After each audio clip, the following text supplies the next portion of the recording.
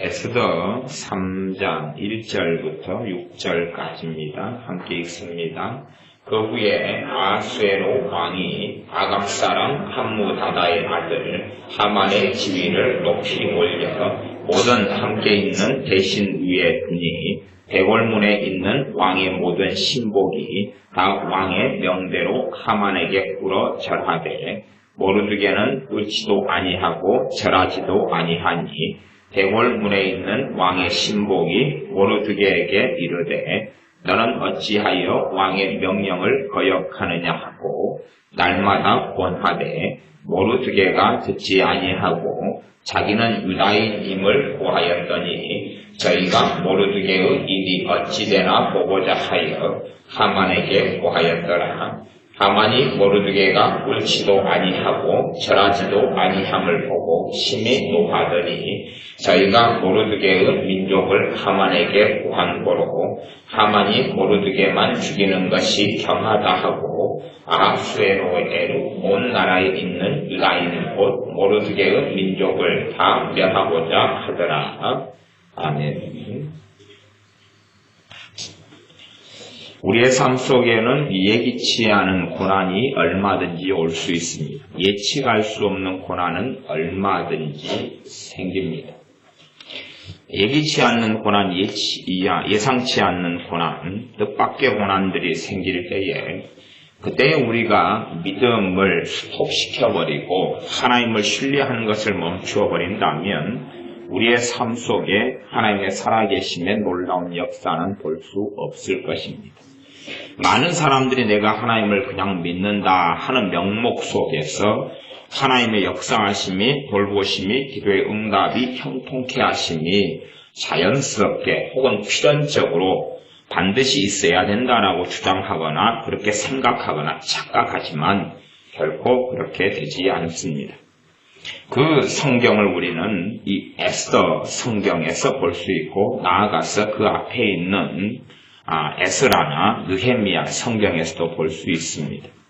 또한 신약 성경에서는 구약의 인물들을 들어서 그들의 인내와 그들의 믿음의 결과에 대한 말씀을 합니다. 엘리야 선지자의 기도와 인내, 욥의 인내와 결말에 대한 이야기를 하면서 하나님의 사람들, 예수님의 사람들도 그러한 인내와 그 인내와 믿음으로 인한 결실을 얻어야 한다고 말씀합니다.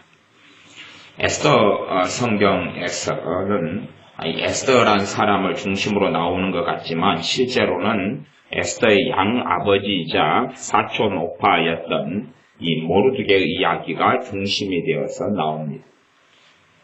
어떤 면에서 에스더 성경에는 그렇게 하나님에 대한 말씀들이, 하나님에 대한 언급들은 거의 없습니다. 거의 없는데 하나님께서는 이 에스더 서를 기록하게 하시며 적게 하셨습니다.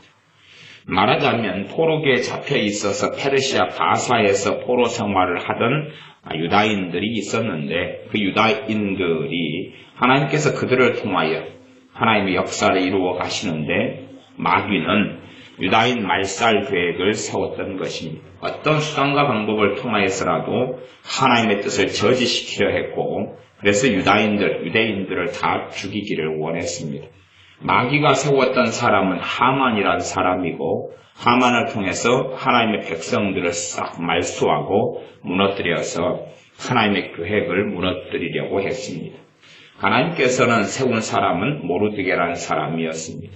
하나님은 모르드게를 통하여서 하나님의 역사를 이루고자 하셨고 하나님을 경외했던 모르드게를 통하여 하나님의 선한 계획을 보여주시며 이루어 가셨습니다.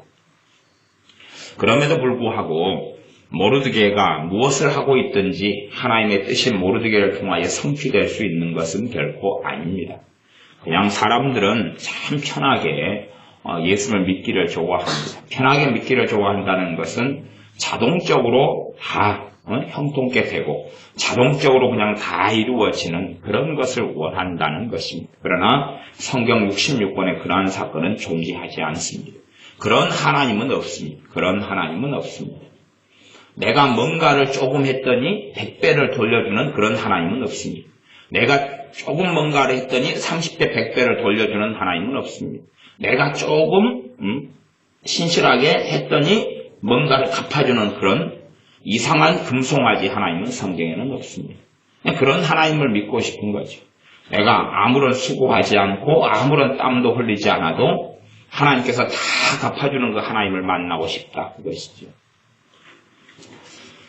많은 사람이 우리 주님으로부터 또 성령 하나님으로부터 병 고치는 은사를 받습니다. 병 고치는 은사와 기름 부음과 그 능력을 입습니다.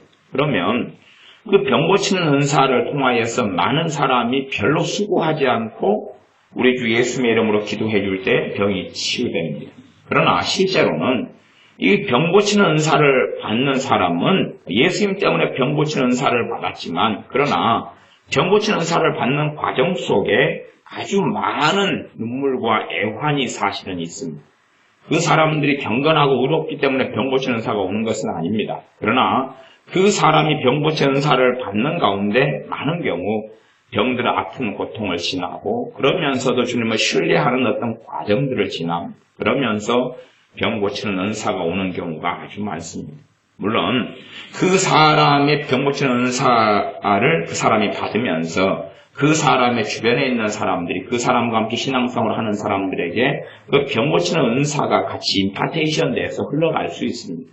그러나 자기가 받은 병 고치는 은사의 가장 큰 첫 번째는 주님께서 대가를 치르셨다는 것이고 그래서 병 고치는 은사가 온다는 것이고 나아가면 더 위에 가면 누군가가 병 고치는 은사를 얻기 위하여 대가를 치른 것들이 있고 고통했던 것이 있고 진통했던 것이 있다는 사실입니다.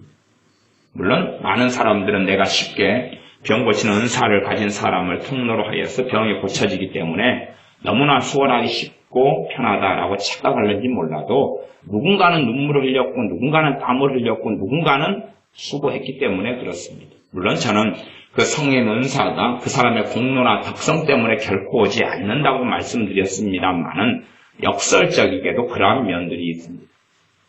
예를 들어 전 지구상에 별로 그런 사람은 없습니다만은 어떤 사람이 마약 중독을 끊게 하는 그러한 성령의 은사가 임한 사람이 있습니다. 그냥 많지는 않다 그랬습니다. 마약이 쉽게 끊어지는, 물론 마약하는 사람이 100명 있다 그러면 100명에게 안수하고 기도할 때 100명 가운데 몇 명이나 마약이 끊어질런지는 모르겠습니다. 그러나 100명 가운데 물론 소수가 끊어집니다. 다수는 아니고 소수가 끊어져요. 마약을 끊게 하는 성령의 은사와 기름 부음이 있다 그래도 그 사람, 마약하는 사람들이 주님을 의지하고 믿어야 되는 것은 필연적인 일입니다. 주님을 믿지도 않고 마약 좀 끊어줘봐 한다 해서 되는 문제는 아니지요. 정말 주님을 찾아야 되고 구해야 됩니다. 그러면 그래서 주님을 찾고 구하지만 마약을 끊고 마약 중독에서 치유하는 치유의 은사가 없다. 그런 사람이 도와줄 수 없다면 마약 중독에서 자유케 되는 것은 거의 불가능합니다. 그냥 그 사람은 다시 마약에 다시 예수님을 믿고 영접하고 심지어 성령 세례가 와도 마약에 다시 빠지고 예수님을 부인해버립니다. 그런 것은 자연스럽게 벌어집니다. 사람들은 그렇게 생각하죠. 내가 알코올 중독이다. 예수 믿었다. 알코올 중독 치유돼야 된다. 안 됩니다. 그건 안 됩니다. 그렇게는 안 돼요. 자각이다 그만. 내가 빚쟁이다. 예수 믿었다. 빚 문제다. 해결이다. 그런 건 없습니다. 그러한 일이 만에 하나는 있을 수 있어요. 만에 하나는 10,000명 가운데 하나요. 10,000명 가운데 하나요. 그런 10,000명 가운데 하나가 된 사람들은 그것을 간증하고 다닙니다. 그래서 10,000명에 1명은 해당되지만 10,000명에 9,999명은 해당되지 않지요. 마약 중독자가 예수님 영접하고 믿어요. 대부분은 마약 중독은 끊어지지 않습니다. 끊어지지 않아요. 그 중에 극소수만 끊어지고 거기에 마약 중독에 있어서 치유의 은사를 가진 사람이 함께 있고 도와주고 함께 섬겨준다면 그 사람이 주님의 통로가 된다면 훨씬 더 많은 마약 중독자는 자유케 될 것입니다. 그러면 어떤 한 사람이 물론 다 같은 방식과 방법으로 마약 중독을 치유하는 은사나 성령의 기름 부음이 오지는 않습니다. 신유 은사도 병 고치는 은사도 성경에는 은사들이라고 나왔기 때문에 병을 고치는 다양한 은사들이 존재한다는 것을 알 수 있습니다. 이비인후과, 치과, 내과, 외과 이런 것처럼 여러 가지 치유 은사가 있어서 단지 어떤 사람이 병 고치는 은사를 받았다 할지라도 자기의 기름 붓는 자기의 은사의 그 병 고치는 영역 외에는 거의 고쳐지지 않습니다. 나아가서는 자신이 가진 기름 부음의 정도 은사의 분량을 넘어선 병은 고쳐지지 않습니다. 그런 이제 은사에 대해서는 좀 복잡하고 아주 방대한 이야기가 있습니다. 누가 쉽게 은사를 받았다, 병 고치는 은사를 받았다, 그러니 모든 병은 만병통치다, 다 치유된다, 그런 거짓말은 존재하지 않습니다. 한 사람이 마약 중독을 치유하고 고치기 위해서 그 사람이 자기가 처음 사람이다. 그렇다면 그 사람이 마약 중독 가운데 있고 발버둥 치고 다시 주님께 기도하고 마약하면서도 주님을 신뢰하기는 멈추지 않고 그 오랜 여정을 통해서 마약이 끊어져 가고 그 다음에 이 사람에게 어떤 은사가 온다면 저는 가장 쉽게 이 사람에게 오는 은사나 성령이 부어주는 가장 좋은 은사 중에 하나가 마약 중독에서 자유케 되는 이 치유의 은사 계열이 그 사람에게 가장 쉽게 온다라고 저는 생각하고 믿습니다. 그러니 그 사람이 마약 중독이 치유되기 위해서 정말로 주님 앞에 엎드리고 마약하면서도 불구하고 주님의 사랑을 의심하지 않고 주님을 믿기를 멈추지 않고 계속 나아갈 때에 마약에서 어느 때 자유케 되어지고 그것이 대가를 치른다는 것이.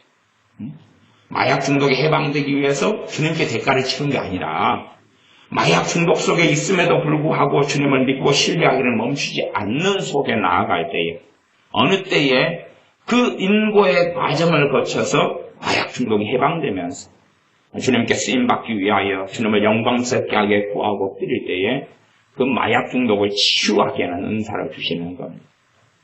그 다음에는 자기가 마약 중독과 3년을 싸우면서 했던 애통의 과정을 자신의 도움을 받는 어떤 사람들 혹은 많은 사람들은 그 과정이 없이 마약 중독에서 쉽게 치유되는 것이죠. 그 사람을 주님은 사용하실 수 있기 때문에 그렇습니다. 그런 것이지 그냥 쉽게 내가 예수님 믿었다, 나는 마약 중독이 있다, 오 주님 마약 중독에서 해방되게 해주세요. 그러니 다 해방돼 버리고 그러한 판타지적인 소설적인 삶은 거의 없습니다. 성경에서 그런 것이 있는가를 한번 살펴보셔야 됩니다. 사도 바울이 복음을 전하러 갑니다. 먹을 게 없습니다. 오 주여, 먹을 것이 하늘에서 폭포수같이 쏟아집니다. 먹고 팔아 넘깁니다. 돈을 많이 번 거부가 됩니다. 전도하러 가는데 뱃삭이 없습니다. 오 주님. 그랬더니 메추라기가 50만 마리가 와서 다리를 다 묶어가지고 시장입니다. 팔고 거부가 돼가지고 배도 사버립니다. 그래서 전도하는 배를 만들어서 전 세계 방방곡곡을 다닌다. 그렇게 되겠느냐 하는 것입니다. 돈이 없고 굶주리고 배고프고 강도의 위험을 당하는 그 여정 속에 걸어가서 오 주님 그랬더니 그냥 거부가 나타나서 내가 당신 선교를 후원하겠노라. 그러니 얼마가 필요하여 군사를 보내서 당신을 다 보호하겠노라. 그렇게 되지는 않았다고 말씀합니다. 그러니까 아무리 기도의 사람이고 할지라도 하나님께서 역사하시는 하나님의 방법과 진리의 방법이 있고 하나님의 공의의 방법이 있는 것이지 내가 원하는 대로 하나님은 움직여주지 않습니다. 이게 자신이 원하는 대로 하나님을 움직이려 하다가 하나님이 그렇게 안 움직여주시니까 실망하고 낙담하고 절망하고 포기하고 자포자기하고 이렇게 살아가는 사람들은 어린아이 수준에 불과합니다. 어린아이는 항상 부모를 조종하려고 그럽니다. 자기가 원하는 식으로 부모가 조종되기를 바랍니다. 이용당하고 조종되기를 바랍니다. 부모의 머리 꼭대기에 올라앉아서 내가 원하는 대로 말하고 지배하고 조종하고 그렇게 하기를 원합니다만은 그 아이가 정상적으로 성장하고 자라면 부모와 함께하고 함께 사랑하고 조종하고 지배하려는 게 아니라 오히려 순종함도 배우고 협력하는 것도 배워서 성장하게 됩니다. 그걸 철이 든 아이라 그럽니다. 철이 들지 않으면 자식이 부모를 조종하고 지배하려는 것처럼 때로 눈물을 통해서 지배하려고 그러고 조종하려고 그러고. 그래서 우리 아이들하고 게임을 좀 해보면 이 아내가 누군가를 조종하려는 사람들이 있는 사람들은 그 방법 중에 하나가 눈물이라는 정법을 쓰기도 합니다. 이게 자기는 울려고 하지 않는데 그 눈물이라는 걸 통해서 조종하려는 방식을 가진 사람 100%는 아닙니다. 누군지는 모르죠, 저도. 그런데 누군가는 눈물을 통해서 조종하려고 눈물이 막 닭똥 같은 눈물이 흘러내리기도 합니다. 그것을 가지고 사람들 조종하겠다는 것이지요. 연민을 이용하고 불쌍함을 이용해서. 그러나 그것이 해당 안 될 때가 아주 많습니다.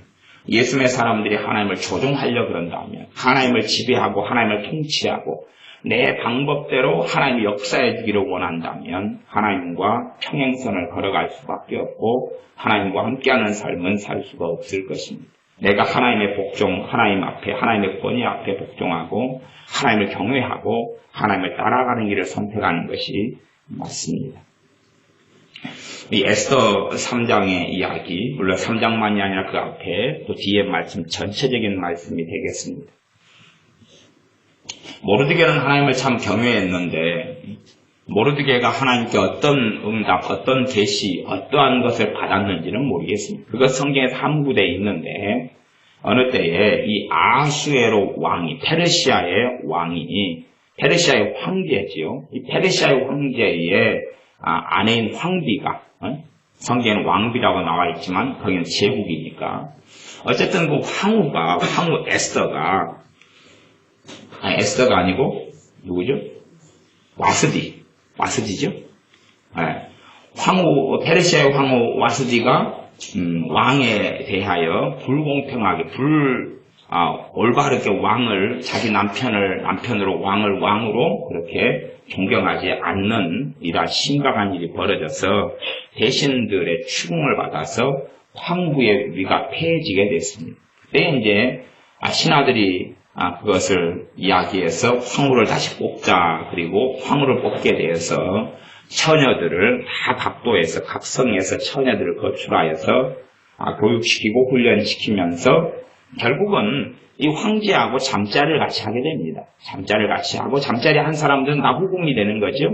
후궁이 되고 그 중에서 잠자리를 같이 하고 황제가 잠자리를 같이 하면서 그 처녀하고 함께 지내본 다음에 최고 마음에 들어 그러면 그 여자가 바로 황후가 되는 것이었습니다. 그 자리에 모르드게라는 이 하나님의 사람이 어떤 하나님께 응답을 받았는지 어떤 인도를 받았는지 몰라도 이 자신의 양녀를 그 처녀 가운데 황후가 될 수도 있고 후궁이 될 수도 있고 아니면 한 별궁 안에 갇혀서 살 수도 있는 그 상황 속에 자신의 수양딸을 보냅니다. 그리고 수양딸에게 결코 너의 출신 지파를 이야기하지 말아라. 너가 어느 민족, 유다인이라는 것을 숨겨라 라고 이야기했고 이 에스더는 자신이 어떤 지파, 어떤 유대인인지 자신의 민족을 숨겼습니다. 그리고 이제 일은 진척되었어요. 그리고 좋은 결과로서 이 에스더가 황후가 되었습니다. 그 다음에 이제 그 앞에 2장의 내용은 어떤 내용이 있냐 그러면 어느 날 이 모르드게가 왕궁에서 근무하는 이런 관리였는데 근무하다가 내시 2명이 왕을 암살하려는 왕에 대한 원한을 가져서 왕을 죽이려는 계획을 듣게 됐습니다. 모반 계획을 듣게 되어서 황후 에스더를 통하여서 왕을 암살하려는 계획을 전달했고 그리고 큰 공을 세우게 됩니다. 모르드게가 왕이 죽게 되는 모반 계획, 반역의 일을 알게 된 다음에 그것을 황후 에스더를 통해 이야기한 다음에 왕은 살아나게 됩니다. 그런 큰 일이 벌어졌는데 황제는 그것에 대하여 아무런 보답도 해주지 않습니다. 그 자신의 목숨을 살린 모르드게에 대하여 아무런 보답도 해주지 않습니다. 그러면 그 정도 일을 겪으면 우리가 예수를 믿는 우리들은 누군가가 내게 정말로 말할 수 없는 은혜를 베풀고 큰 목숨을 구제할 만한 은혜를 베풀었는데 그 사람이 내게 보답하지 않는다. 아니 그 사람이 보답을 바라고 우리는 행하지 않습니다마는 그 사람은 나보다 막강한 권력자이며 막강한 지위를 누리고 있으며 충분히 조금의 보답을 해주어도 나에게는 어마어마한 큰 것이 되는 그런 사람이 그렇다면 우리는 기대감도 가지고 있을 것이나 그것이 충족되지 않고 이루어지지 않을 때 그를 원망하며 증오하며 또한 미워할 수 있을 것입니다. 그러나 모르드게는 그런 사람은 결코 아니었습니다. 이러한 여러 가지를 통해서 마귀의 계획도 나타나고 하나님의 원대한 뜻도 나타나는 과정들이 보여지는 것이 이 에스더서입니다. 어느 날은 왕이 하만이라는 어떤 관리를 최고의 높은 위치에 임명했습니다. 그 하만이 최고의 높은 위치에 되어졌을 때 왕은 명령하기를 이 하만에게 다 무릎 꿇고 절하라 그랬습니다. 모든 신하는 그에게 무릎을 꿇고 절하라 그랬습니다. 그때에 모르드게라는 이 하나님의 사람은 하만에게 무릎 꿇지도 않았고 절하지도 않았습니다. 왜냐하면 하나님을 섬기는 사람 입장에서는 살아있는 사람에게 경배하지 않고 절하지 않는 것이었기 때문에 그러합니다.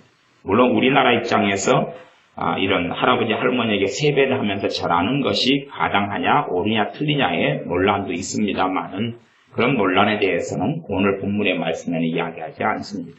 그런데 우리가 하는 대한민국에서 하는 세배나 절은 인사법이고 당시에 페르시아에서 했던 절은 그를 경배하며 그를 숭배하는 그 앞에 무릎을 꿇는 것은 단지 존경의 의미를 넘어서는 것들이 포함되어 있기 때문에 하나님의 백성인 유다인들은 사람에게 무릎 꿇지도 않았고 사람에게 절하지 않았습니다. 최소한 사람에게 절하는 것은 하지 않았습니다. 그게 하나님의 백성인 유다인이 걸어왔던 길입니다. 그래서 황제의 명령을 거역하면서 모르드게는 하만에게 절하지 않고 무릎 꿇지 않았습니다.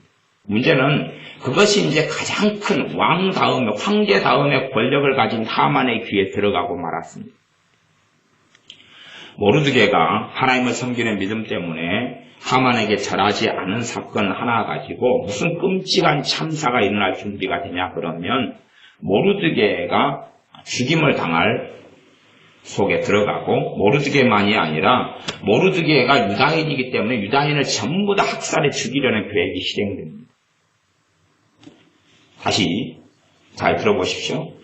내가 하나님의 사람이고 하나님의 백성인데 내가 하나님을 믿고 섬기기 때문에 하나님을 믿기 때문에 내가 어떠한 일을 하나님 말씀에 어긋난 일을 내가 안 했다 그 말이에요. 하나님을 내가 믿기 때문에 하나님 말씀대로 내가 행했다 그런 말이에요. 그 다음에 그걸로 인해 핍박이 들어왔는데 내가 죽게 되는 것입니다. 그것만이 아니라 내 자식들이 다 죽게 되는 것입니다. 그것만이 아니라 내 친인척이 다 죽게 됩니다. 그것만이 아니라 내 민족이 다 죽게 됩니다. 그러면 여러분이 그런 자리에 서면 우리는 성경을 읽을 때에 그 자리에 내가 들어가 봐야 되는데 안 들어가고 결과를 다 알고 있으니까 내용을 다 알고 있으니까 읽으니까 단지 우리는 저 머나먼 세계의 이야기로 생각하는데 그렇게 하시지 말고 내가 그 자리에 있으면 나는 어떨까를 생각해 보셔야 됩니다.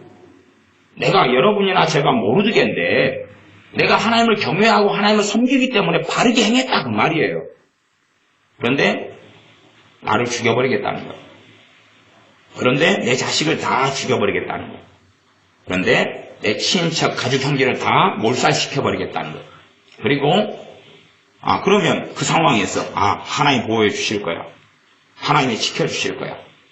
아니 하나님의 뜻과 하나님의 방법대로 모르드게가 엎드리고 행하지 않았으면 아마 소수는 살아남을 거라고 저는 생각합니다. 왜냐하면 페르시아만이 아니라 더 곳곳에 흩어져 있는 유다인들이 있었고 하나님은 하나님 백성을 숨기실 수 있는 능력이 있기 때문에 그렇습니다. 그러나 충분히 다수는 다 죽어나갔을 것입니다. 모르드게 정도는 기본적으로 죽어나갔을 것입니다.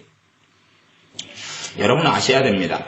구약시대 하나님의 선지자들이 대부분 다 죽어나갔다는 것입니다. 구약시대 하나님께 부르심 받은 선지자들이 돌로 쳐 죽임을 다 당했고 목이 잘려서 죽어나갔다는 사실.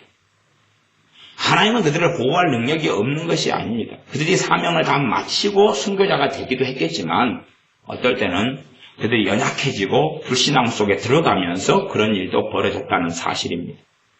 세례 요한을 알지 않습니까? 세례 요한은 헤롯에 잡혀서 감옥 속에 들어갔는데 우리 주님에 대하여 그런 의심과 불신이 들어왔습니다. 그래서 정말로 메시아가 당신입니까? 라고 자신의 제자들을 보내서 묻기까지 했습니다. 주님께서 나 때문에 실족하지 않는 사람은 복이 있다라고 말씀하셨지 세례 요한을 건져주거나 살려주거나 세례 요한 구명운동을 했던 것이 아닙니다. 주님이 말씀만 하시면 세례 요한을 잡았던 헤롯은 즉사하고 죽을 수 있습니다. 그러나 그것은 하나님의 공의와 하나님의 뜻이 아닙니다. 세례 요한은 주님의 오시는 길을 예비했던 사람이고 주님을 위하여 평생 살았던 사람인데 그런 바른 소리를 했기 때문에 헤롯에게 잡혀서 감옥에 들어갔고 어린아이의 춤값으로 목이 잘려서 쟁반에 그 목이 올라갔습니다. 그러니 우리가 하나님을 섬기는 이 땅에서 삶 속에서 모든 일에 해피엔딩하고 모든 일에 좋고 아름다운 결과를 얻어야 된다라고 착각하신다면 정말로 하나님을 알지 못하며 성경을 알지 못하는 소치가 되어집니다. 또한 내가 뭔가를 바르게 조금 행했기 때문에 하나님께서 그것에 대한 보상을 100배, 1000배, 만배로 해주셔야 된다. 혹은 내가 뭔가를 조금 바르게 했기 때문에 그 열매가 다 좋아야 된다라고 생각하신다면 여러분은 성경을 모르시는 분이기 때문에 성경을 제발 덕분에 읽으시기를 바랍니다. 제발 덕분에 성경을 좀 읽으시기 바랍니다. 여러분의 색안경을 끼고 여러분의 편견을 통해서 성경을 보지 말고 몇 명의 부흥사들이 몇 명의 어떤 목사님들이 성경 여기저기에서 끄집어내가지고 이야기하는 괴상한 이야기를 믿지 말고 에스더 같으면 전체적으로 에스더가 자신의 죽음을 에스더 황후가 결단하지 않고 죽으면 죽으리라 하지 않고 그가 기도로 나오지 않았다면 물론 그 가정은 성경에 없지만 그가 그렇게 나오지 않았다면 유다인들은 죽임을 당했을 수 있습니다. 모르드게가 그렇게 말하기도 했습니다. 에스더 황후에게 이야기했습니다. 너가 우리 유다인들이 다 죽게 됐다. 그러니 에스더 너가 왕에게 황제에게 나아가라. 너 남편에게 나아가서 우리를 살려달라고 해라. 그랬습니다. 그때에 황후 에스더도 안 된다 그랬습니다. 왜 안 된다 그랬냐 그러면 아무리 황후가 황제의 아내지만 그러나 항상 황제들은 암살의 위험에 시달리고 있었기 때문에 황제가 이 황후를 부르지 않는 한은 황후도 황제에게 나아가면 죽임을 당합니다. 그게 그들의 법이거든요. 그러니 황제가 먼저 불러야 되는데 황제가 안 부른다는 이야기입니다. 안 부른 지 오래됐다는 이야기예요. 그러면 이 황제는 황후 말고 이제 다른 여자에게 빠져있다는 이야기겠죠. 그죠? 다른 후궁, 다른 여자에게 빠져있다는 이야기. 황제가 안 부르는데 나아가면 황후 에스더도 죽임을 당합니다. 그렇기 때문에 황제가 안 불러주니까 내가 나아갈 수 없다고 이야기했습니다. 내가 나아갈 수 없다고 이야기했어요. 그때 모르드게가 그렇게 믿음으로 말합니다. 이때를 위함인지 어찌 아느냐.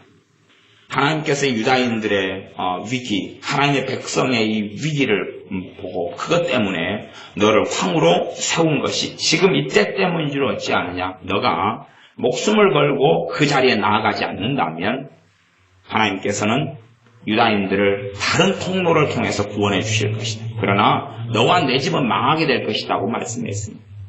이것을 황후 에스더가 들은 다음에 자신의 목숨을 걸게 됩니다. 자신의 목숨을 걸면서 내가 죽으면 죽을 터인데 자기가 왕에게 나아갈 때에 왕이 자기를 반겨 맞아주고 그 호를 내밀어야 호를 잡아야 살아나는데 호를 내밀지 않고 어쩐 일이냐 해버리면 병사들이 장수들이 황후 에스더를 칼로 쳐서 죽이게 됩니다. 그런 상황에서 내가 왕에게 믿음으로 나아갈 터인데 유다인들은 나를 위해서 이 일을 위해서 3일 동안 금식해달라. 나도 내 시녀들과 함께 금식한 다음에 왕에게 나아가겠다고 목숨을 겁니다. 그러면서 결국은 좋은 결과를 통해서 에스더 황후가 나아가게 되고 왕은 황후를 잘 맞아주게 됩니다. 그리고 에스더 황후는 그 다음에 잔치를 개설합니다. 거기에 누구를 초청하냐 그러면 하만을 초청합니다. 이 고관 대작 하만, 왕 다음에 권력자인 하만을 초청합니다. 그래도 황후가 잔치를 베풀고 있을 때 왕은 이야기합니다. 황후의 소원이 무엇이든지 들어주겠다. 그럴 때 황후는 소원을 말하지 않습니다. 또 잔치를 베풉니다. 이러한 과정을 통해서 오히려 유다인들은 더 우뚝 서게 되고 오히려 유다인들은 이들을 핍박하고 멸시하는 사람들에 대한 복수를 감행하게 됩니다. 그래서 많은 사람들이 유다인이 되어지는 일도 있었습니다. 하나님께서 유다 민족을 페르시아에서 우뚝 세우시는 하나님의 역사가 나타났습니다. 그러나 이러한 좋은 결과를 얻기 위해서 그냥 단순하게 잠깐 기도했더니 목숨을 걸지도 않았더니 평안했더니 기도 한 30분 했더니 이러한 좋은 열매가 있었다 그러는 것이 아닙니다. 아마 모르드게라는 이 하나님의 사람이 내가 하나님의 경외함 때문에 절하지 않았는데 이것 때문에 내가 죽어야 된단 말인가? 하나님은 나를 보호해 주지 않는가? 라고 원망했다면 그의 믿음도 아무런 가치도 없었을 것이고 그가 죽었을 뿐만 아니라 그의 민족도 십중팔구 죽어나갔을 것입니다. 100%는 아니어도 대다수가 죽어나갔을 것입니다. 물론 하나님의 계획은 결코 손상되지 않기 때문에 하나님은 자신의 뜻과 계획을 남은 자들을 통하여 항상 이루어 가시는 건 사실이었기 때문에 하나님의 계획에 원수 마귀는 초를 치려 해도 결코 그렇게 못되지만 그러나 모르드게라는 사람이나 그의 유다인 민족의 대다수는 살 수 없었을 것입니다. 또 에스더라는 이 황후가 하나님 앞에서 결단하고 죽음을 전제로 하고 나아갔을 때에 금식함의 기도로 나아갔을 때에 하나님께서는 그의 지혜와 그의 결단을 통해서 일을 하셨습니다. 그러므로 내가 하나님을 경외하는 어떤 일에 대하여 하나님을 섬기기 때문에 생기는 핍박에 대하여 그것이 없어져야 된다고 그 결과가 무조건 좋아져야 된다거나 그런 것은 아닙니다. 이것이 해결되기 위하여 얼마나 많은 과정들이 중간중간에 들어갑니다. 또 믿음의 사람들의 믿음과 결단이 얼마나 이 사이에 많이 들어가냐 그 말입니다. 그러므로 여러분이나 제가 고난을 당할 때에 그렇게 쉽게 이 고난에서 해결되고 벗어날 수 있다는 생각은 버리셔야 됩니다. 또한 내가 예수님을 바르게 믿는다 그러니 고난도 없애야 한다는 착각을 해서는 안 됩니다. 예수를 믿는 사람의 특성 중에 하나가 뭐냐면 고난의 여정입니다. 예수를 믿는 사람의 특징이 고난의 여정이에요. 그러나 주님과 함께 겪는 고난은 그의 믿음의 연단을 이룰 것이고 그가 예수님을 닮게 될 것이고 아름다운 열매를 100배와 60배와 30배로 거둔다고 말씀합니다. 예수님을 믿는 사람의 특성이 고난인데 거기에서 믿음이 성장하거나 약해지거나 어리석거나 의심케 되어지거나 낭망으로 가는 사람들은 아직은 유아기적인 신앙을 못 벗어나는 사람이 되고 맙니다. 신앙의 연수는 많이 될지 몰라도 어린아이를 벗어나지 못합니다. 그래서 어린아이적인 신앙의 특성이 있습니다. 그 특성은 뭐냐 그러면 주님을 위하여 겪는 고난이 없다는 것입니다. 자신의 육정, 자신의 정욕, 자신의 어리석음, 기도하지 않고 일을 버리는 것 그런 걸 통한 고난만 실컷 당하다가 인생을 마감합니다. 그렇지만 정말로 주님의 사람은 자신의 선택, 자신의 어리석음, 자신의 이 혈기, 자신의 무지, 자신의 기도하지 않고 마음대로 충동대로 살아가는 것 그걸 통한 고난이 아니라 진짜 주님을 위하여 고난을 당하는 그 여정을 걸어가 주님 때문에 아프고 주님 때문에 가슴 아프고 주님 때문에 탄식하고 주님 때문에 당하는 고난 때문에 몸도 아프고 지치기도 하다 그 말입니다. 그러나 그러면서 그를 향한 하나님의 영광의 멸류관은 예비되고 준비됩니다. 그리고 그런 고난을 통하여 주님을 닮게 되지. 고난이 없이는 주님을 닮는 일은 없습니다. 주님을 위한 고난 이야기하는 것입니다. 주님 때문에 받는 능욕을 이야기합니다. 내가 잘못 선택하고 내가 잘못 결혼하고 내가 잘못 판단하고 내가 일을 저지르고 충동적으로 사람의 감언이설에 속아서 내가 사업을 시작하고 그러면 생기는 고난을 통해 주님을 닮지 않습니다. 합력하여 선을 이루는 일이 있을지 몰라도 합력하여 선을 이루는 것이 오리지널하고는 틀립니다. 어떤 내 어리석음을 통하여 하나님은 합력하여 선을 이루게 하시는 것하고 오리지널하고는 틀리다 그 말이 오리지널하고 내가 주님을 위하여 받는 능욕 때문에 주님을 닮는 것 이게 오리지널이에요. 그것하고 내가 잘못 선택하고 보증 서지 말라 그랬는데 보증 서가지고 돈 때문에 고생을 아주 작살나게 한 30년 하고 작살나게 한 건지 모르시면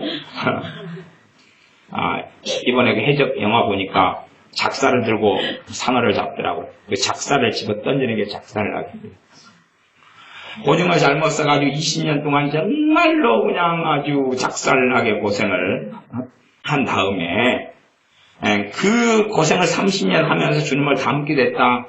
그것은 오리지널에 비하면 100분의 1, 30분의 1, 1000분의 1밖에 안 된다 그 말이에요. 하지만 정말 주님을 위하여 당하는 능욕으로 인하여 30년 동안 고생했다 그러면 그 사람은 정말로 주님을 많이 닮고 정말로 성령 충만한 주의 사람으로 주님의 사람으로 살고 있을 것이며 주님 앞에 섰을 때 그 영광의 멸류관은 결코 잃지 않는다는 사실입니다. 내가 정말 좀 성장했다면 이제 주님을 위한 고난들이 내 삶 속에 있어져야 돼요. 그것이 주님께서 나를 인정하시는 어린아이 신앙을 벗은 표식 중에 하나입니다. 누구를 위한 고난이요? 주님을 위한 고난. 주님을 위한 고난. 나 때문에 내 죄성이나 내 어리석음이나 내 혈기나 내 탐심이나 내 탐욕이나 내 정욕 때문에 생기는 고난 말고 주님 때문에 생기는 고난, 주님 때문에 당하는 고난, 그런 고난이 있을 때 이 모르드게 같은 경우가 그래서 믿음이 성장하고 하나님을 경외했던 사람이라는 거예요. 무슨 고난이 닥쳐오냐 그러면 하나님을 경외함 때문에 사람에게 절하지 않음으로 자신이 죽게 되고 또한 자신의 민족이 다 죽게 되는 고난이 찾아온다는 사실입니다. 느헤미야 같은 경우도 자신의 민족, 사실은 자신의 민족적인 사랑을 떠나서 하나님의 민족이기 때문에 가지는 민족에 대한 사랑이, 결국 하나님에 대한 사랑이 자신의 민족에 대한 사랑으로 나타난 것인데 그 민족을 하나님의 백성, 하나님의 사람들을 세우기 위하여 그가 좁고 편한 길을 내려두고 느헤미야가 예루살렘의 총독으로 파송되어져서 많은 모함, 많은 생명의 위협, 암살의 위협을 통과하면서 하나님의 사명을 이루는 일이 나옵니다. 하나님의 사명을 이루지만 사람의 변화라는 건 너무나 더디고 어려운 일이기 때문에 또다시 문제가 터지고 문제가 터지고 문제가 터집니다. 오죽하면 느헤미야가 끊임없이 하나님께 기도하는 것은 그런 것입니다. 이 못돼 먹은 사람들 좀 보십시오. 그러나 나는 하나님 앞에 정말로 이렇게 행하였으니 내게 복을 주십시오. 나를, 내 가족, 내 자녀들에게 복을 주십시오. 그렇게 행하는 것입니다. 왜냐하면 이 이스라엘 백성들 끊임없이 완고하고 완악하고 이기적이고 또 느헤미야가 총독으로 있었을 때 제사장들이나 이런 사람은 완악하고 악하고 그런 길을 많이 걸어갔었습니다. 그러니 예루살렘 성벽은 중건해서 살만하게 되어진다 할지라도 사람 자체는 갱신되지 않고 탐욕과 탐심과 이기심과 싸움으로 계속하여 이어졌던 것이 이스라엘 백성이기 때문에 그 속에서 느헤미야는 정말로 아파하고 애통해했습니다. 어떨 때는 그냥 막 성질이 너무 나가지고 어떤 사람들 불러다가 머리를 다 뽑아버리고 수염을 자꾸 흔들어 뽑아버렸습니다. 얼마나 열받으니까 못 살겠다. 에스라 같은 학사 에스라 같은 경건한 하나님의 사람이고 제사장은 자신의 수염과 머리를 뽑았는데 느헤미야 같은 하나님의 사람은 그 사람들의 머리와 수염을 뽑아버렸어요. 그래서 그분이 과거에 가장 뛰어난 이발사와 미용사의 선조였다. 그래서 지금은 수염을 기르는 사람이 거의 없잖아. 수염을 다 느헤미야에게 뽑히지 않으려면 기르지 않는 것이 수지요. 그래서 그때부터 이 유다인들이 수염을 기르지 않았다는 믿지 못할 전설이 있다는 사실입니다. 정말로 하나님 때문에 느헤미야가 하나님의 부르심 때문에 그 고난의 길을 걸어갔어요. 사도 바울이 주님을 사랑하기 때문에 주님을 위하여 고난의 여정을 걸어갔는데 그것이 1차 전도여행, 2차 전도여행, 3차 전도여행, 감옥 속에서 많은 삶, 로마에서 감옥 속의 생활, 또한 더 이상의 복음을 전하다가 순교자로 마치는 것이었죠. 우리가 주님을 위한 고난을 당할 때부터 우리의 신앙이 어린아이 신앙은 벗어났다고 주님께서 인정하시는 것입니다. 우리의 삶 속에 생기는 내 자신의 혈기, 내 자신의 마음 지키지 못함, 그런 고난을 통해서는 거의 주님을 닮지 않습니다. 그것도 고난이라고 이야기한다면 저는 확실하게 그 사람들을 변태라고 이야기하겠습니다. 자신의 어리석은 욕정 때문에 생기는 것을 나는 왜 이리 고난이 많냐, 하나님은 내게 왜 이리 고난을 많이 주냐 그러면 저는 꼭 약을 드시라고 권해드리겠습니다.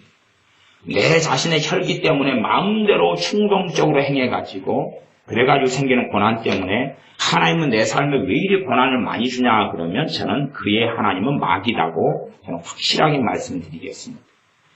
주님을 위해서 내가 살아도 많은 고난이 기다립니다. 그러나 그것은 주님을 닮게 만듭니다. 내 혈기와 내 육정과 내 탐심과 내 근심과 내 절망과 기도하지 않음과 근신하고 깨어있지 않은 삶 때문에 생기는 많은 고난은 주님하고 상관이 없습니다. 오히려 그것은 그 사람을 더 비참하게 할 수 있습니다. 또한 반드시 아셔야 됩니다. 내가 내 인생 속에서, 여러분의 인생 속에서는 반드시 심는 대로 거둔다는 것을 아셔야 돼요. 심는 대로 거둔다는 걸 아셔야 돼요. 심는 대로 거두는 것이 하나님의 뜻이고 그게 갈라디아서 6장. 여러분이 미워하는 삶을 1년을 사셨다. 미움을 품고 1년을 사셨다. 그러면 한 1년 정도는 그에 대한 대가를 치르실 수 있습니다. 아시겠죠? 미워하는 삶을 한 30년 살았다. 그리고 여러분은 50살이 되셨다. 여러분은 죽으실 때까지 미움 때문에 대가를 치르셔야 됩니다. 제가 유감스러운 이야기를 하는 겁니다. 잘 아셔야 됩니다. 잘 아셔야 돼요. 내가 30년을 미워했고 원망했다. 그에 대한 대가를 오 주여 용서해 주시옵소서 이상 없어졌다. 저는 그 사람은 정신병에 들었기 때문에 화순 기독정신병원에 제 추천서를 가지고 가라고 말씀드리겠습니다. 내가 미움의 삶을 30년 살았으면 죽을 때까지 겸손하게 살다가 대가를 치르고 죽으십시오. 대가를 치르고 죽으십시오. 응? 내가 누구를 원망하고 50년 살았다. 죽을 때까지 그에 대한 후유증과 고통을 받는다는 걸 아시고 그렇게 겸손하게 살다가 가십시오. 응? 그런데 내가 미워하는 걸 한 3년만 했다. 살아있는 동안에 좋은 열매를 충분히 거둘 수 있습니다. 성령님을 위하여 심는다. 아시겠죠? 나를 위하여 심는 거 말고 나를 위하여 심으면 썩어질 것을 거두고 성령님을 위하여 심으면 영생을 거두려. 영생이 뭡니까? 하나님의 나라 아닙니까? 천국 아닙니까? 단지 천국에 들어가는 것만이 아니라 하나님과 함께 내가 이 땅에서 동행하는 삶 속에 내가 이 땅에서 천국을 누리고 살다가 모든 게 다 갖춰지고 이루어지는 천국을 이야기하는 게 아닙니다. 하나님이 나를 통해서 그의 뜻을 행하시는 것, 그 하나님의 나라가 이루어지는 것, 내가 하나님의 손과 발이 되어서 하나님께서 내 입을 통하여 내 발걸음을 통하여 일하시는 것, 그걸 보다가 하나님의 나라에 입성한다는 이야기입니다. 그러나 내가 육적인 것을 오래 심었으면 그것을 거두고 하는데 많은 시간이 걸립니다.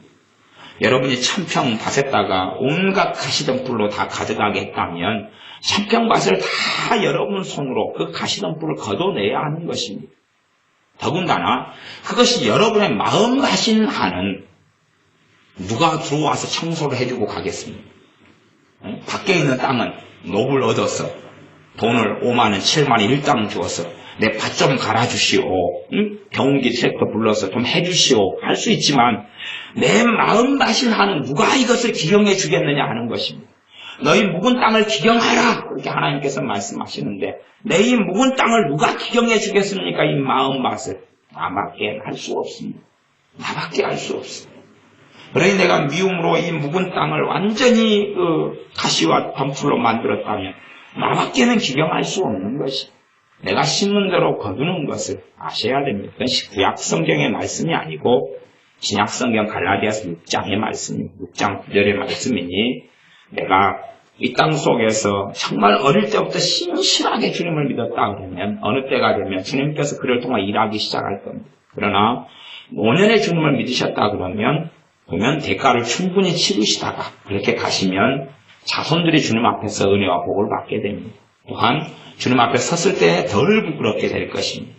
그러나 조금 내가 믿었다, 조금 기도 좀 했다 그래가지고 내 모든 삶에 하나님의 평강과 형통을 가져오려 한다면 그것 같은 이상한 일은 없으니 꼭 이 병원에 가서 약을 타가지고 잘 잡수시고 그것도 삼시세끼 잘 잡수시는 것이 좋을 겁니다. 한 30년 잡수셔야 될 겁니다.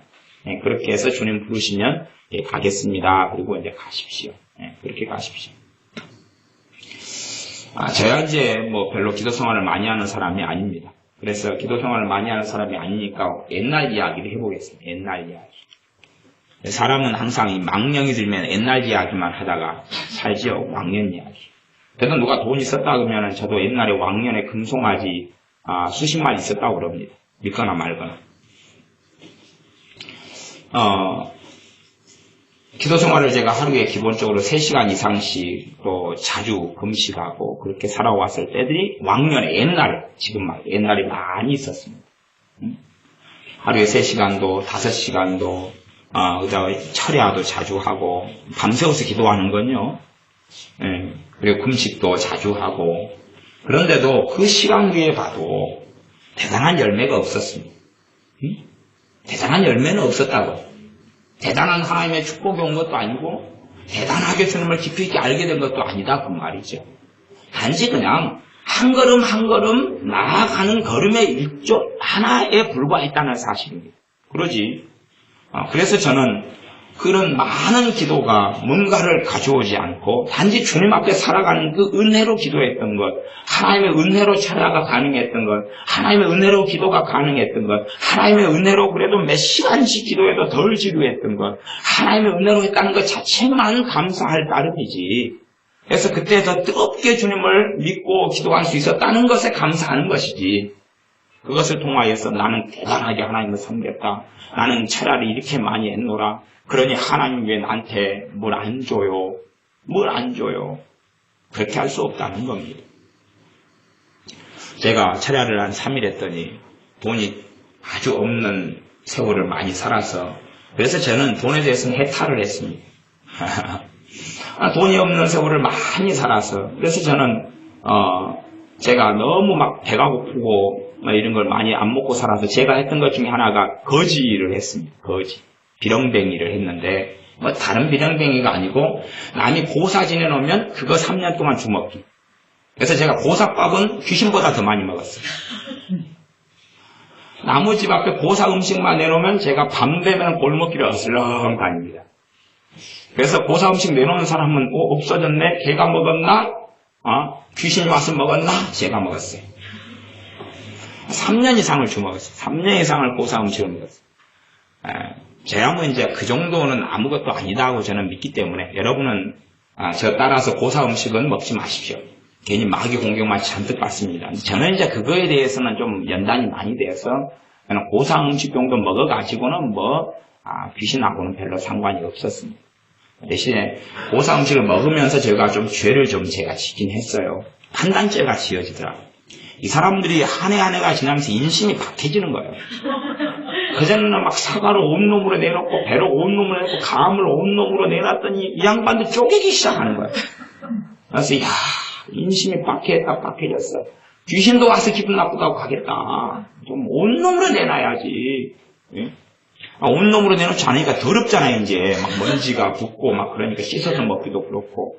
그래서 이제 온몸으로 된 것만 돌아다니니까 또 더 많은 고사 음식을 찾아다녀야 되더라고. 제가 그렇게 많이 먹는 게 사람들 그런 걸 잘 이해를 못 하더라고. 배고파 보라 그래요. 눈에 뵈는 게 없어요. 눈에 뵈는 게. 많이 한 3년 이상 주먹었어요. 제가 그 버릇을 고친 것이 어느 제사 음식을, 어느 구단 음식을 먹은 다음에 마귀 공격을 심하게 받아가지고 며칠 동안 죽을 것 같이 아픈 다음에 뜨거라 그랬어요. 뜨거라. 그 다음부터 안 먹었어요. 자, 금식을 한번 했지 안 되겠다. 내가 교만했더니 정말 뜨겁구나.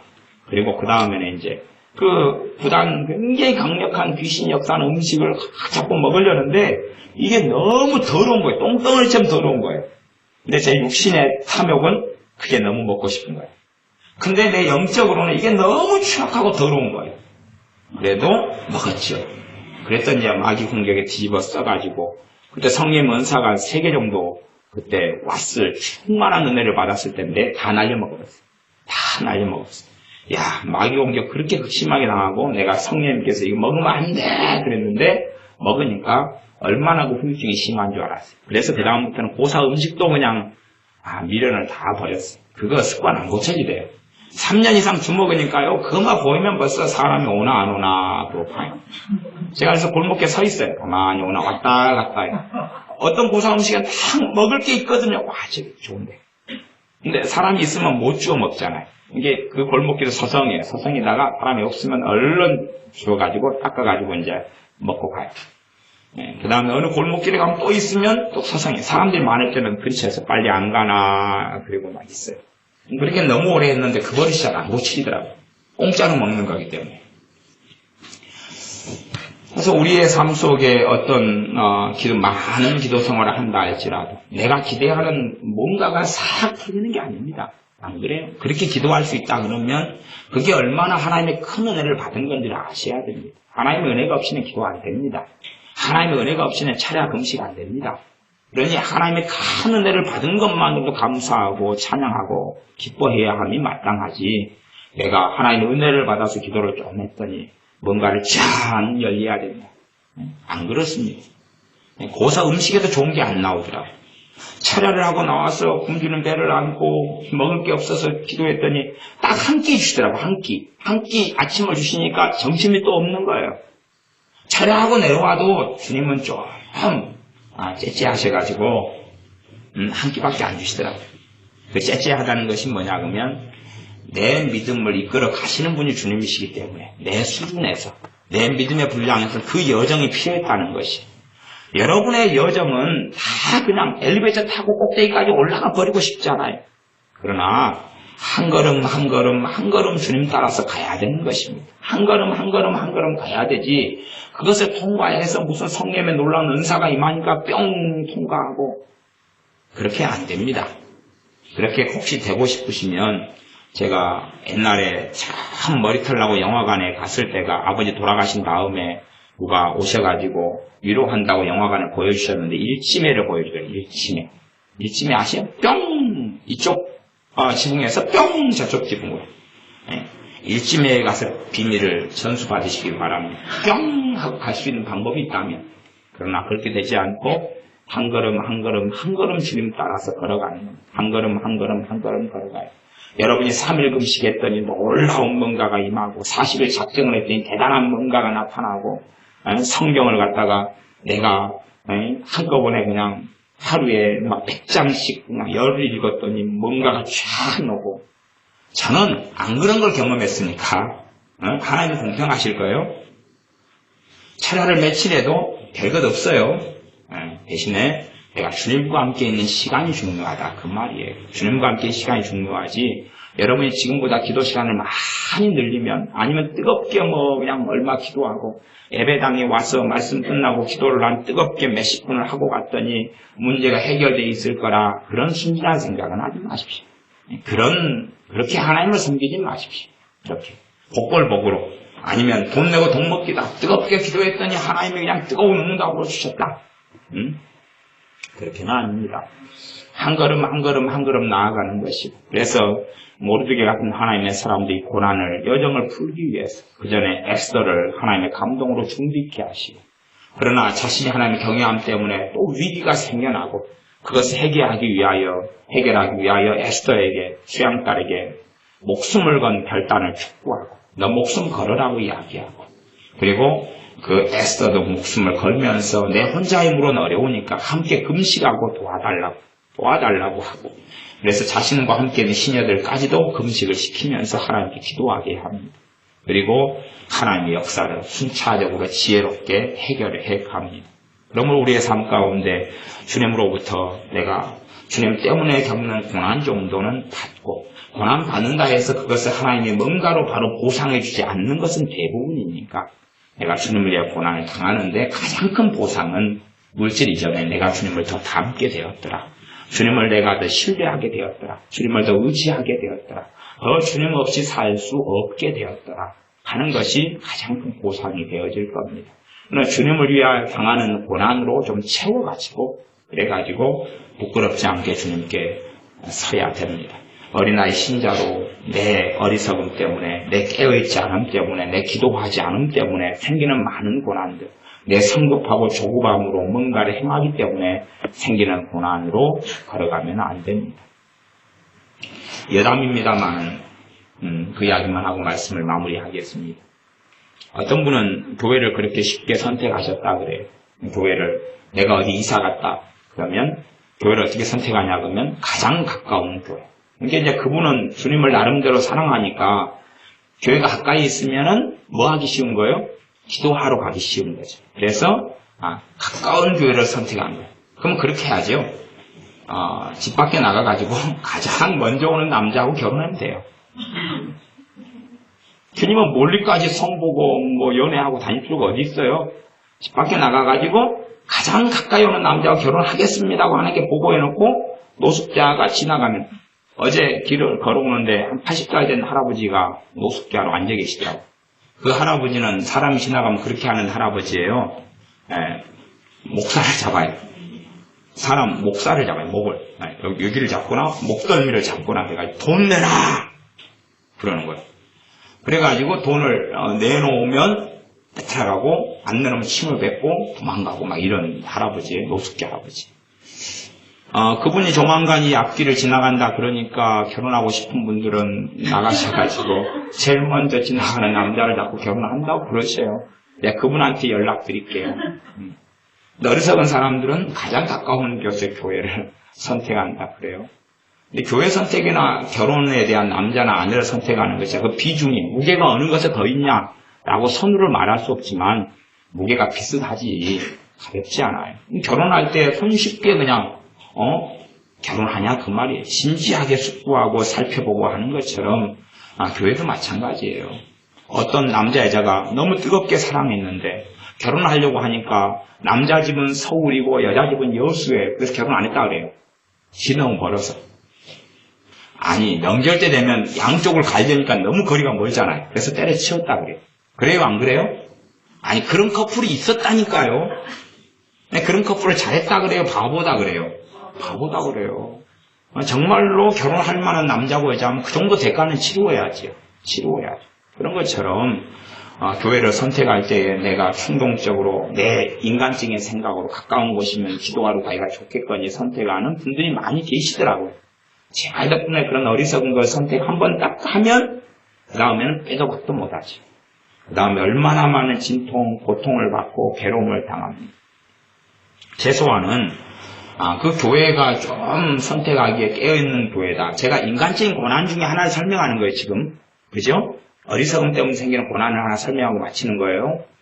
좀 교회를 괜찮은 교회다 하려면 사실은 목사님 설교고 뭐고 다 들어볼 필요가 없어요. 어떤 면에서. 내가 좀 더 영적으로 좀 지각이 좀 있다 그러면 그 사람, 그 교회의 교인들이 모이는 장소가 예배당이죠. 예배당에 아무도 없을 때 와서 기도해보면 돼요. 아무도 없을 때 기도해보면 기도가 잘 돼야 돼요. 마귀에게 짓눌리고 막 눌릴 수도 있는데 최소한은 내가 있는 집보다 기도가 잘 되거나 아니면 전반적으로 기도가 좀 잘 되는 경향이 있어요. 나아가서는 내가 주님께서 인도하시는 교회, 성령의 역사하는 교회를 찾기 위해서 기도한다고 하려면 내가 그 예배당에서 기도할 때 예배당은 그 교회 성도님들의 얼굴이에요. 얼굴이란 말은 그 교회 성도님들이 싸우고 다투고 분쟁을 일으키면 예배당이라는 그 장소 안에 마격사 강해요. 그러니까 기도가 죽을 쓰죠.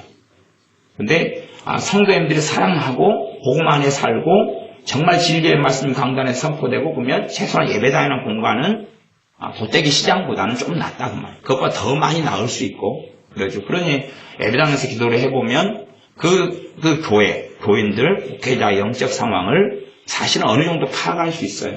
그 정도 분별력을 가지고 최소한 교회를 선택하거나 인터넷이 너무나 발달한 세상이기 때문에 내가 어떤 교회를 가려고 하면 선을 보는 것도 낯선 한번 본 다음에 마음에 든다 그러면 그 다음에 딱 한 번만 만나고 결혼하죠? 아니면 그렇게 합니까? 주님, 제가 침을 뱉을 테니까 오른쪽으로 침이 튀면 이 남자하고 결혼하고요. 왼쪽으로 침을 튀면 안 결혼하고요. 그럽니까? 주님이 교회입니까? 아닙니까? 기다! 아니다! 그렇게 됩니까? 아주 어리석은 사람들이 많습니다. 우림과 둥빔이 나타났습니까? 그렇게 하는 게 아니라 살펴봐야 되죠. 그 인터넷 설교가 있으면 목사님 설교를 들어보고 성령님이 내 안에서 하시는가 확인해보고 그 말씀을 통하여 내가 믿음에 성장하고 잘하겠는가 확인해보고 그렇게 해야 된다 그 말이. 그것이 시간이 많이 걸려도 그래야 돼. 남자 여자를 확인해서 결혼해야 되는데 그 확인하는데 10년이 걸려도 그렇게 해야 되는 거예요. 아십니까 그거? 조급함과 성급함이 아니라 좋은 교회를 찾기가 더 어려워지니까 그 수고와 노력을 해야 되는데 안 해버린다면 교회 때문에 얻게 되는 건 조직의 쓴맛이다. 조직의 쓴맛을 얻고 그것 때문에 상처받고 믿음이 성장할 때에 마음에 해를 당하고 믿음이 떨어지고 어리석어지고 그렇게 되어진 다음에 하나님 왜 내게 이렇게 고난을 많이 줍니까? 그러면 그런 거예요. 어떤 분이 남편 때문에 너무 힘들어서 하나님께 기도가 왔어요. 하나님 왜 내 남편 때문에 내가 이렇게 고생을 많이 해야 됩니까? 막 열심히 울면서 기도했더니 하나님께서 그러셨어요.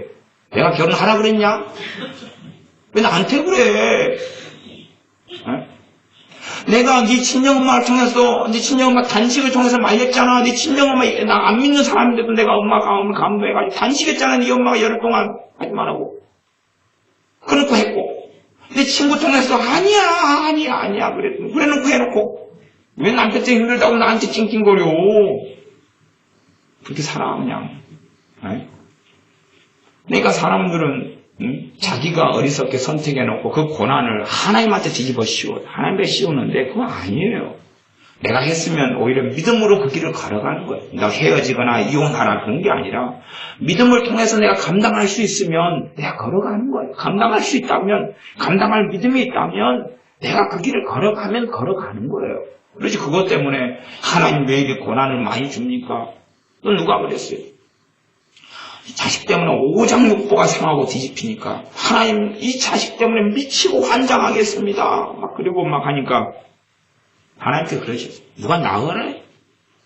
내가 뭐 낳으라 그랬어. 좀 애를 좀 낳아가지고 잘 낳으려면 두 가지를 해야지. 하나는 진지하게 이 세대를 위해서 기도를 해야 돼요. 기도하지 않고 태어나는 애들은 뭐 육정으로 태어나는 거예요. 근다고 하나님 자녀가 안 된다는 이야기는 아닙니다. 그러나 애를 낳으려면 좀 하나님께서 이 계획을 해주시도록 기도를 해야 될 거 아니에요. 생각 없지요? 생소한 이야기 같습니까? 설마요. 안 그러지요? 아니 예수님을 믿는 사람이 결혼해가지고 애를 이제 언젠가는 낳게 될까? 이제 신혼이 끝났으면 이제 곧 애 가질 시기이잖아요. 그렇지요? 그러면은 자식을 놓고 기도를 해야지요. 그런 거 안 해보셨어요? 미안합니다.